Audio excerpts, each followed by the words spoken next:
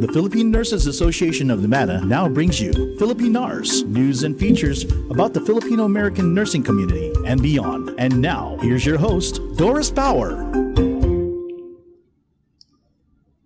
Well, hello and good evening to you all, FILIPINARS listeners and followers. Thank you for joining us today, and we appreciate your continued support for this public service project of the PNANV, or the Philippine Nurses Association of Nevada.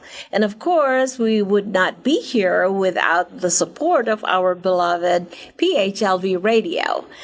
So I have with me today as co-host the president-elect of PNANV, Ms. Emer Sambo. Welcome, Emer. Thank you.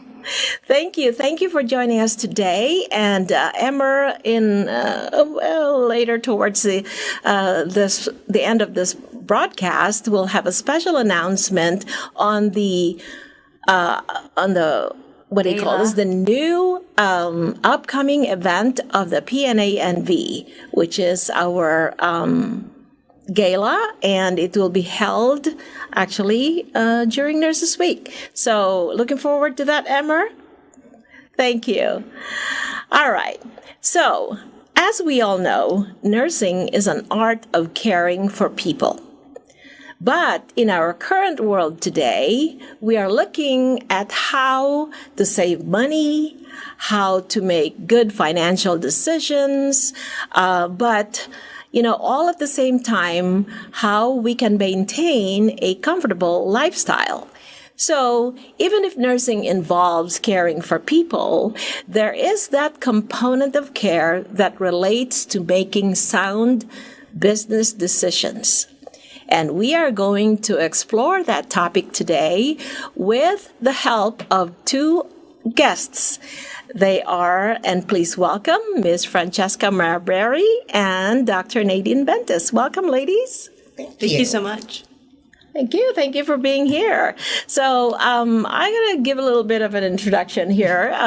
So Franchesta Marbury, we call her Fran, by the way, is originally from California, and she located here to Las Vegas in 1996. She graduated with a bachelor's degree in philosophy from California State University, East Bay, and a secondary degree of psychology from UNLV. And upon graduating, Fran started a career in pharmaceutical sales and working with several companies in the pharmaceutical industry for past, don't mention the years, right? So Fran had... Right out of high school. Out of high school, right. So Fran had transitioned into a hospital leadership position and plans to work towards being a chief operations officer. Okay. And so she has completed the UNLV Executive Masters of Business Administration program. And that's what she's actually going to talk to us about today.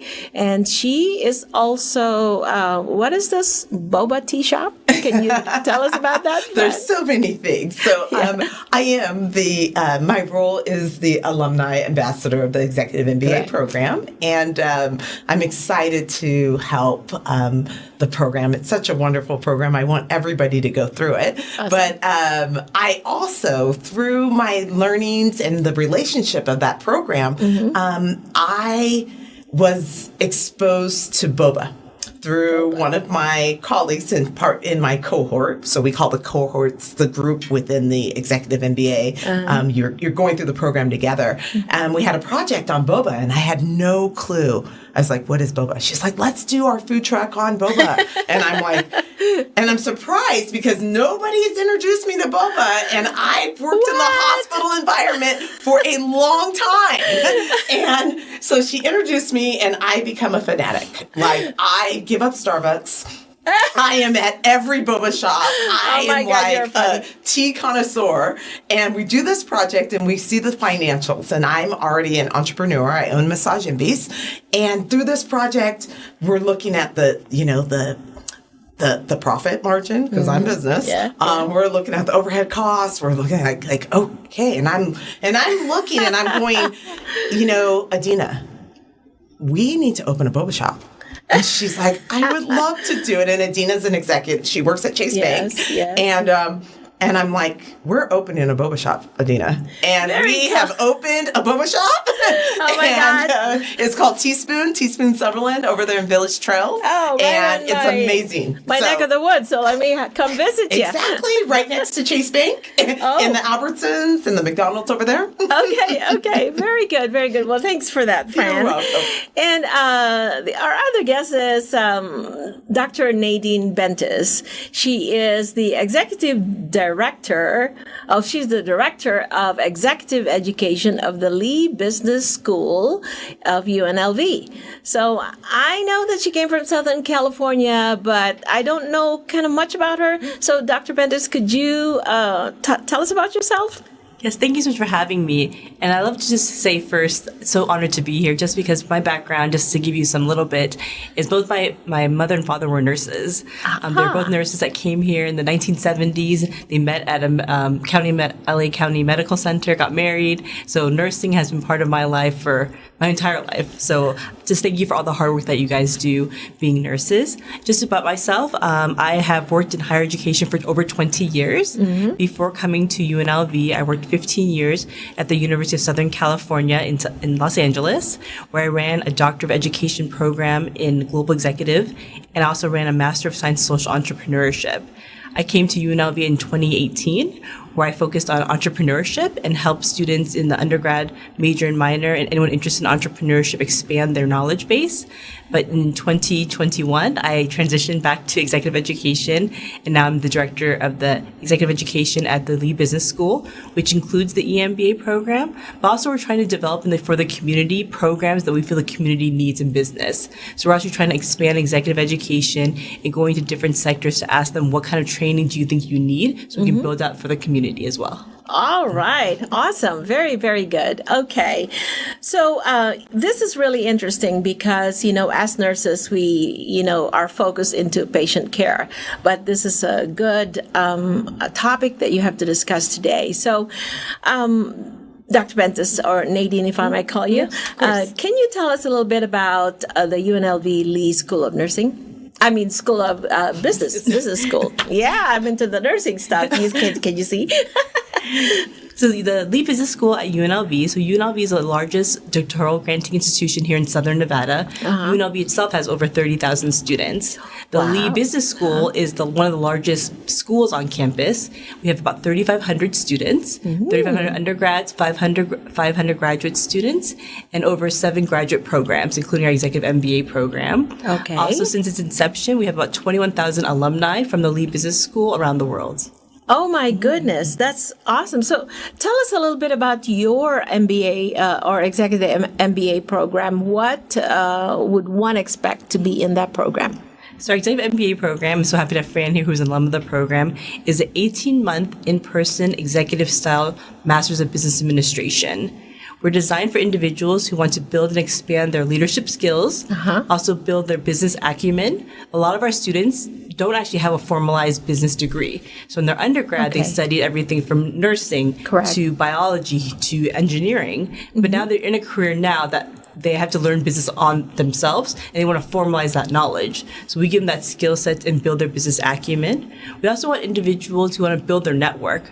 In our EMBA program, we're very proud to say that we have a diverse sectors in our program.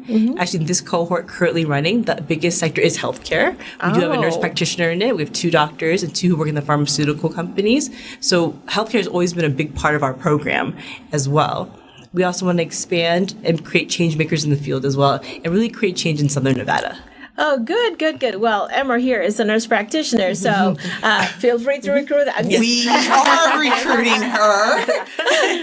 Would it be cohort 22? Yes, cohort 22 in the house. So Fran, you are an ambassador or an alumni of we call it the EMBA program, which is the Executive MBA program, as a cohort, correct? So can you describe that role?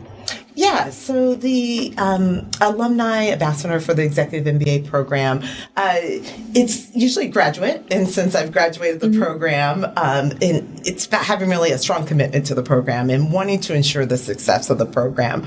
I serve as a representative to the community, as well as for recruitment, and alumni. So to bring that network together, and I also help maintain relationships within the program and the community. So it's networking, it's recruitment, it's outreach, it's mentorship. I can really share with a potential candidate about the program because I've experienced the program as a spouse and working mother, working full time, as well as operating businesses. So I really just believe that it can be done if you have that passion and you want to invest into yourself and your career. Yeah. It's such a wonderful program. It's wonderful. And mentorship from those people that are experienced is really a very highly valued commodity on a program like that. So we ourselves in the PNA&V have a mentorship program for the younger folks. So I salute you on that. That's really great. So in your LinkedIn profile, Dr. Bentis, I read that you were describing the evolution of an executive education. Can you tell me about that and how it relates to your current position at UNLV? Yeah, so one reason I was attracted to the role of going back to executive education was not only developing and expanding the executive MBA program, but also to figure out what the Las Vegas community needs. We have so many different skill sets, so many different industries in Las Vegas, and we want to make sure that everyone has access to education, not only just master's degree or bachelor's degree, but if there's someone who has a high school diploma who wants to learn more about business, we provide skill sets for those as well. Or if a medical doctor or medical hospital comes to us and say, we need training in finance, we have a new system, or need training in leadership, we want to be able to provide that as well. So I was really attracted to this role, not only for, of course, the expansion of the executive MBA program, but I want to be able to create programs that the community needs. That's good, and that makes you current, and that makes it all the more relatable, right? Okay, good. Actually, Nadine and Fran, when I decided to go for my higher education, well, that was 10 years ago, I took a semester of MBA. The only thing at the time is I was a staff nurse, and my classmates were directors, a CFO, and CNO. So I got so intimidated about it. Oh my gosh. Yeah. Yes, but now looking back, actually, in reality, MBA is everything. Yes. I mean, healthcare now, even though you're a charge nurse, you need to learn how to do your HPPD, which is your hourly per patient day. So this is now part of healthcare. Yeah. Yes. Yeah, And we're going to have a discussion about that. So this, I'm so glad. You didn't finish then. No, I'm registered to the nurse practitioner. 22. There you go. Okay. We got her. You got her. Huh? Okay. So, Fran, Yes. you have a lot of experience in the healthcare field. Yes. And although you are not a nurse, you have always interacted with nurses, correct? Yes. So, but you're also an entrepreneur, like you had said. So how has obtaining an MBA helped you in your career and in your business? Well, like I said, I have a philosophy degree and a psychology degree. I did not know that, by the way. Yes. And I was running businesses. And so for me, it was credibility. Because I didn't know what I didn't know in business. So being an entrepreneur and running business, but not having that educational component, I wasn't as confident.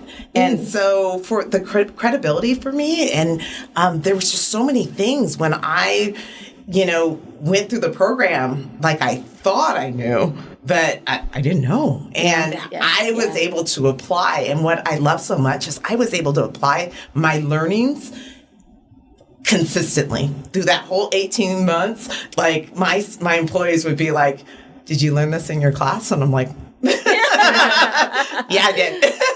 And we're gonna try it. And that was amazing. Also the networking. Just the networking with alumni, current students. We are always communicating, changing roles, and just that network and knowing that whatever role I'm interested in, I can pick up the phone within my cohort and utilize that network to get me in front of somebody. A recommendation, you know, and so the network is definitely important. And then just that formal education, learning about finance and the marketing. I was really hesitant because in my career in the pharmaceutical industry for the past 23 years, you know, I always loved math and certain things. I excel at math. You know, writing is not my thing, but I can do it. When I went to school, we didn't use Excel.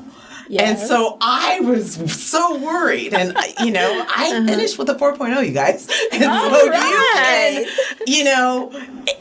I was worried because, you know, I was like telling my kids that were in college, I'm like, listen, you got to help me with this Excel stuff. They're like, oh my goodness, Mom. But now it's just, you'll be surprised. You're never too old. You can learn everything. Right. And, you know, things are just a lot easier now that I am incorporating technology. Yeah, for sure.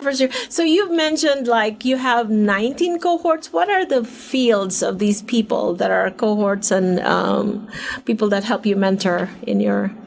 Yeah, so right now, actually, Fran was in cohort 19.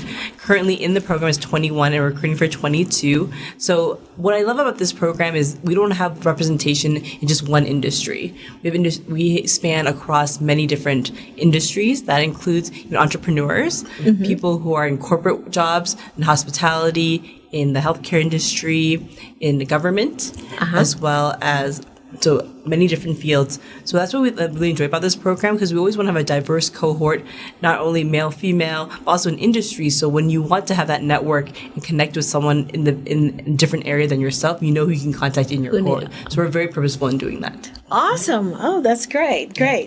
That's really exciting. And I did not excel in math, so I'm so jealous of you.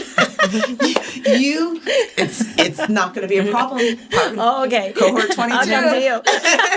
Doris. I didn't want to speak about that, though, because I think a common perception people have of MBA is that everyone already has business experience and or took business in undergraduate. And in our program, that's completely not the case, actually. In our program, the minority actually have taken business classes or formal business classes already. They typically majored in many different fields. And so in our program, we provide a holistic view of business. So we teach you the fundamental skills like finance, accounting, marketing, leadership, strategy. So all those skills. So we provide a very overall business degree that will help you in your career. Nice. You hear that, Emer? We can open up something afterwards. Okay, so general nursing programs do not usually prepare students to beyond, their scope of like patient care, beyond the endpoint of what they are looking at for, to the degree that they want to finish. So that being said, getting a higher education is now very crucial with patient care. I mean, we've seen advances. People have actually gone into nurse practitioners and become DNPs and all of that. So, but beyond patient care, the patient care aspect, we also have to look at the business aspect of the profession. And so I know there are many reasons why nurses would consider or should consider obtaining an MBA. And so that was, I think, here's a point of discussion that I want to do with the three of you.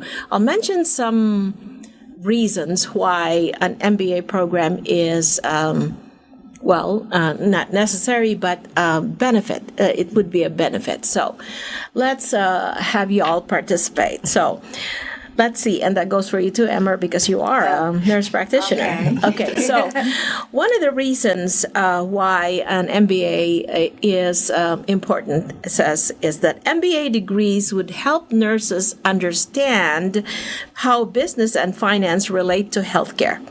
So let's have your opinion on that, and feel free to give some examples if you want.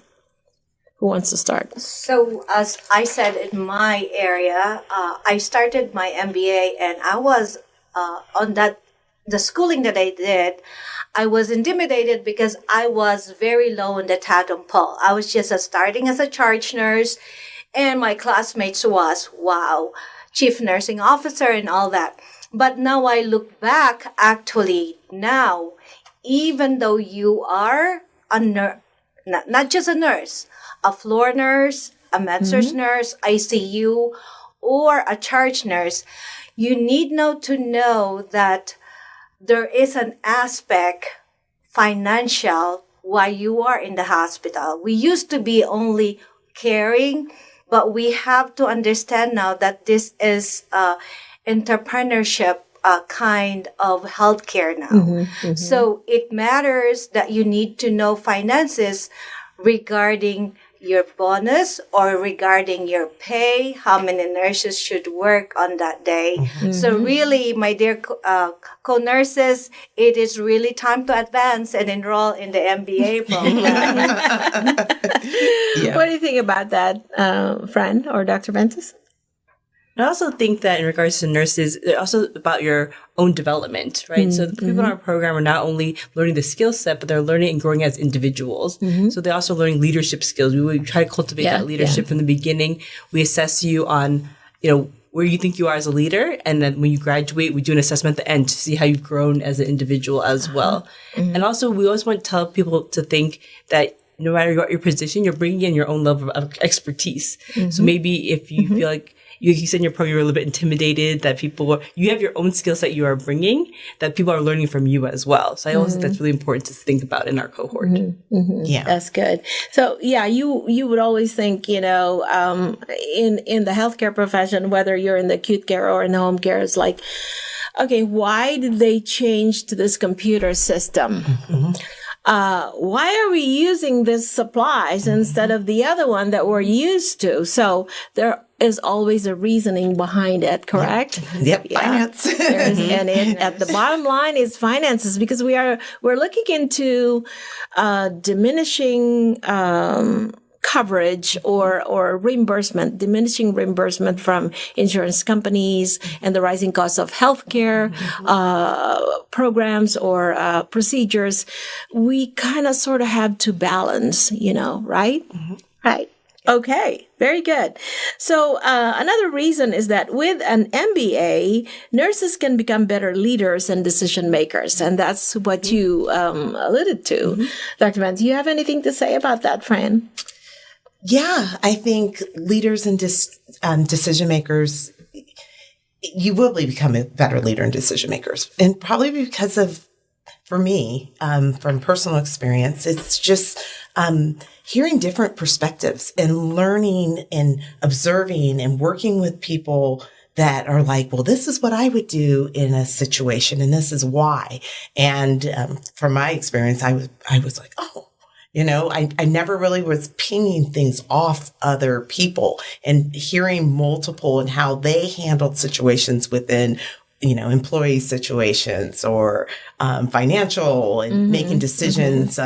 Like nurses decisions have to be made to maybe close a department or, move around staff for operation purposes and all those things. So, why those decisions and how to go about them to make it a positive move for employees. Because Correct. I always believe in learning. Employees are your number one asset. Yes. So you have to always think employees. The human resources factor, right? Yes. Yeah. Okay. Can I add to that is also, one thing we do in the MBA program that I think replicates and is also benefit for nurses is teamwork.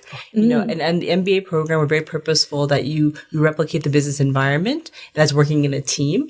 So we make sure that every student in the program works with each other. And if they have divergent experiences or divergent personalities, you have to work with that because that replicates the real life setting.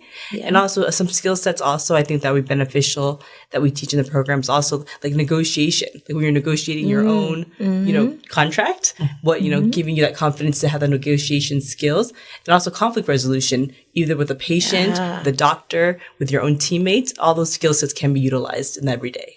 Very good. That's Problem good. solving, all those. Yes. Yeah, that's really wonderful. Okay, so one of the last things I want to ask you is MBA degrees and, of course, the master's in nursing can open the doors for opportunity to more leadership positions in nursing, or even advance to senior leadership positions. So, can you expound more about that by getting an executive MBA program? How will that help you garner these positions? Oh, okay. Since Fran said I should answer. You should ask. I used to be a manager of one of the kidney transplant in town. The only constraint that I have is they gave me a budget for the whole year. And look at my face. Huh? And they gave me all this, and Fran is right. They gave me an Excel, and I was like, ooh, who do I need to call now? You know, because this is your whole budget for the whole year, and I really don't know what to do. So I think if you move forward to leadership, you really have to arm yourself of what is that next level. And I think having this MBA, and as what Nadine said, they give you a skill set. Well, I'm so happy at the time that one of the managers helped me, like, this is what you have to do, but it was hours and time consuming how to navigate it, which I could have just taken an MBA. It's like running a business. As a manager and in leadership, you are running the business. Healthcare is a business. So It is. It you certainly have is. to manage budget. You have to look at, you know, what percentage of raises you're going to get, the food and how much that costs, and delivery and ordering. Are you going to order once a week, or is it cheaper to order once a month? Do you have places to store stuff? There's just, it's amazing. And for me, I love it. It's fun, but the program prepares you to think that way and to be prepared for somebody to say, here's your budget, make it happen. And also we have that practical application. So in classes too, some of the faculty will invite you to bring in your things you need assistance with and work on it as a class if you're willing to share that as well. So it's not like using examples that are not applicable to you. We actually ask you for real life experiences if you're willing to share that. So you can take what you learned and apply it the next day. Yeah. That's good. We did that at Teaspoon with Peggy. She actually did just looking at our layout of our business for boba, and from the customer interactions to how the employees, you know, their next steps. Like, do they, our setup, we could have changed some things to make it a little bit better. But, from grabbing the boba and, the toppings to them having to walk and cross each other. So just learning, how to even set up, rooms and flow for your employees, which all correlate to cost and labor. That is true. That is very, very true. So, do you have anything else to add to any reasons, any other points of discussion you might want to bring up? I would just say what you spoke about earlier, not to be intimidated. I think a lot of people see MBA, I feel like I have to have this experience already. I have to have a business background. That is not the case. We will teach you those skills, but as long as you want to be a leader in your field, that's what we're designed to do. Yes, yes, yes. See, did you hear that, nurses? All right, all right. Well, ladies, thank you very much for that, wonderful discussion. So we do appreciate you coming here at, FILIPINARS to discuss about this. And, really, healthcare, like you said, is a business. Nursing is a business. Everything really equates to the bottom dollar, the bottom line to make everybody comfortable. So thank you for that. And before we conclude our podcast, Ms. Emer here has something to say to our listeners about an upcoming event of the PNANV. So, Yes, Emer, you have I the would mic. like to invite everyone, on behalf of PNANV, the Philippine Nurses Association of Nevada. We have a big event for May 6th at Palace Station, which is a gala and also a fundraising, which is honoring the nurses, the pillars of strength and kindness. So we will see you there May 6th at Palace Station. And also the main event also with this gala is that the board of directors came up with what you call Tanglao Award. Tanglao is a Filipino word that means guiding light. When we go back to Florence Nightingale, she uses that oil lamp to visit those soldiers that was wounded during the nighttime. And so for PNANV, this symbolizes a guiding light for the nurses because we're honoring them for the pillars of strength and kindness. And we have our Vice President, Kay Fontanilla, who will tell us more about the nomination and about the awards. So we have a video, so let's go ahead and show that. Good evening, PHLV radio viewers, and to all our Philippine Nurses Association of Nevada supporters. This is Kay Fontanilla.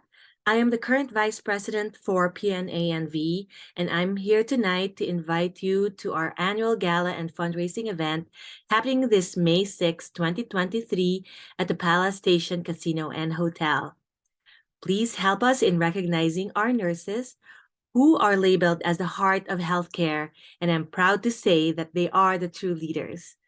They will be awarded during our event with the following categories: clinical practice impact, academic impact, scholarship and research impact, leadership and administration impact, service impact, Nightingale Legacy Impact, Nurse with Global Impact, Lifetime Achievement Award, and Pearl of the Orient Award. So I hope to see you at the Palace Station Hotel during our event in May 6th. Thank you, Doris and Emer, for doing tonight's podcast. Our appreciation to PHLV Radio for your continued support and in helping us disseminate healthcare-related information to the community. Thank you, and I will see you there once again. This is Kay. Well, thank you very much, Dr. Kay Fontanilla, for that video. And Emer, thank you very much for explaining this event. And we are looking forward to this one. It's really a wonderful event. PNANV has been known to put up a wonderful event.